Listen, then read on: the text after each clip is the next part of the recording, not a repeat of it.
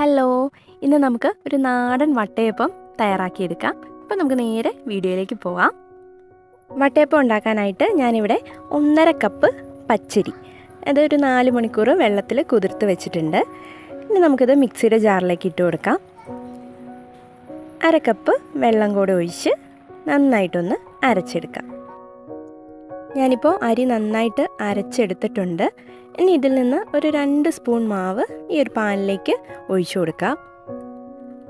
ഇതിലേക്ക് കുറച്ച് വെള്ളം കൂടെ ഒഴിച്ച് നന്നായിട്ടൊന്ന് മിക്സ് ചെയ്തെടുക്കാം. അപ്പോൾ വെള്ളത്തിൻ്റെ അളവൊക്കെ ഏകദേശം അതിൻ്റെ പാകത്തിന് ഒഴിച്ചു കൊടുക്കുക. ഇനി ഇത് നന്നായിട്ടൊന്ന് കുറുക്കിയെടുക്കണം. അപ്പോൾ സ്റ്റൗവിൽ വെച്ച് കൊടുത്ത് നന്നായിട്ടൊന്ന് ഇളക്കി കൊടുക്കാം. കൈ എടുക്കാതെ തന്നെ ഇളക്കി കൊടുത്തുകൊണ്ടിരിക്കണം, അല്ലെങ്കിൽ ഇത് കട്ടയായി പോവും.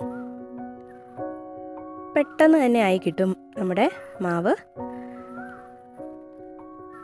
ഇപ്പോൾ ഇതായിട്ടുണ്ട്. ഇനി ഇതൊന്ന് തണുക്കാനായിട്ട് മാറ്റി വെക്കാം. ഇനി നമ്മൾ നേരത്തെ അരച്ച് വെച്ച മാവിലേക്ക് 1 കപ്പ് തേങ്ങ ചിരവിയത് ചേർക്കാം. 1/2 ടീസ്പൂൺ നല്ല ജീരകം, പിന്നെ ഒരു 3-4 ഏലക്ക, അത് തൊലി കളഞ്ഞിട്ട് ഇട്ട് കൊടുക്കുക. മധുരത്തിനുള്ള പഞ്ചസാര, ഞാനിപ്പോൾ ഒരു 1/2 കപ്പ് പഞ്ചസാര ചേർക്കുന്നുണ്ട്. ഇനി നമുക്ക് വേണ്ടത് ഒരു നുള്ള് ഉപ്പാണ്, പിന്നെ ഒരു 1/4 ടീസ്പൂണോളം ഇൻസ്റ്റൻറ്റ് ഈസ്റ്റും കൂടി ചേർത്ത് കൊടുക്കുക. ഇനി ഇത് നന്നായിട്ടൊന്ന് അരച്ചെടുക്കാം. ഇനി ഇതിലേക്ക് നമ്മൾ നേരത്തെ മാവ് കുറുക്കി വെച്ചിരുന്നു, അതൊന്ന് നന്നായിട്ട് തണുത്തതിന് ശേഷം മാത്രം ഇതിലേക്ക് ചേർത്ത് കൊടുക്കാം. ചൂട് നന്നായിട്ട് പോയതിന് ശേഷം മാത്രമേ ചേർത്ത് കൊടുക്കാൻ പാടുള്ളൂ.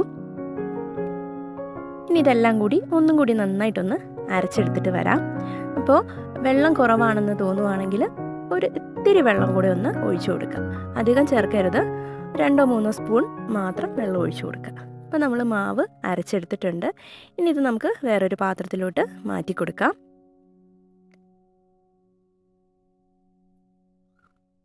ഇപ്പോൾ നമ്മുടെ മാവ് ഇവിടെ റെഡിയാണ്.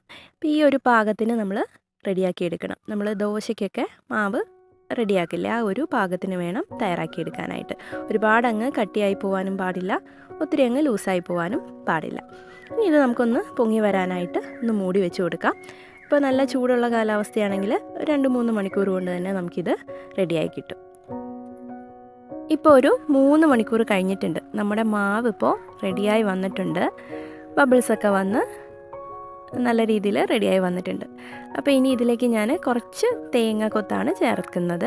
അപ്പോൾ ഇത് നിർബന്ധമൊന്നുമില്ല ചേർത്ത് കൊടുക്കണമെന്ന്, ഇഷ്ടമുള്ളവർ ചേർത്ത് കൊടുത്താൽ മതിയാകും. അപ്പോൾ ഞാൻ തേങ്ങയുടെ പുറത്തെ ആ തൊലിയൊക്കെ കളഞ്ഞിട്ടാണ് ഇതിലേക്ക് ചേർത്ത് കൊടുത്തിരിക്കുന്നത്.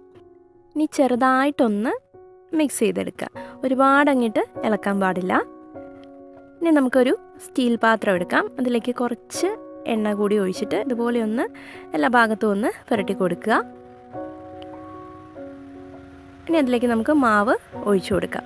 അപ്പോൾ മാവ് ഒഴിച്ചു കൊടുക്കുമ്പം ഒരുപാട് അങ്ങ് ഒഴിക്കണ്ട, കുറച്ച് ഒരു അരപ്പാത്രം വീതം ഒഴിച്ചു കൊടുത്താൽ മതിയാകും.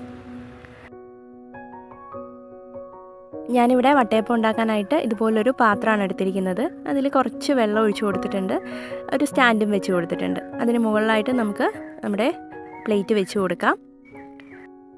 ഇനി ഇതിൻ്റെ മുകളിലായിട്ട് കുറച്ച് കാഷ്യൂസ് കൂടി ഞാൻ വെച്ച് കൊടുക്കുന്നുണ്ട്.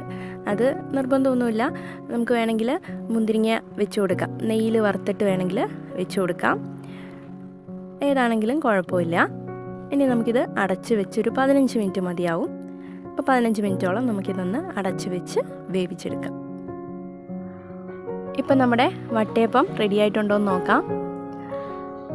അതിപ്പോൾ പാകത്തിന് വേവൊക്കെ ആയിട്ടുണ്ട്. ഇനി ഇത് തണുക്കാനായിട്ട് നമുക്കൊന്ന് മാറ്റി വെച്ച് കൊടുത്താൽ മതിയാവും. അപ്പോൾ നമ്മുടെ വട്ടയപ്പം നന്നായിട്ട് തണുത്തിട്ടുണ്ട്. ഞാനിപ്പോൾ ഇതൊരു വേറൊരു പാത്രത്തിലേക്ക് മാറ്റിയിട്ടുണ്ട്. നല്ല സോഫ്റ്റ് ആയിട്ടുള്ള വട്ടയപ്പമാണ്, നിങ്ങൾക്ക് കാണുമ്പോൾ തന്നെ മനസ്സിലാക്കാൻ പറ്റും. നല്ല പഞ്ഞി പോലത്തെ വട്ടയപ്പമാണ്. അപ്പോൾ എല്ലാവരും ഒന്ന് ട്രൈ ചെയ്ത് നോക്കുക. ഇഷ്ടമാവുകയാണെങ്കിൽ നമ്മുടെ ചാനൽ കൂടി ഒന്ന് ലൈക്ക് ചെയ്യുക, ഷെയർ ചെയ്യുക, സബ്സ്ക്രൈബ് ചെയ്യുക.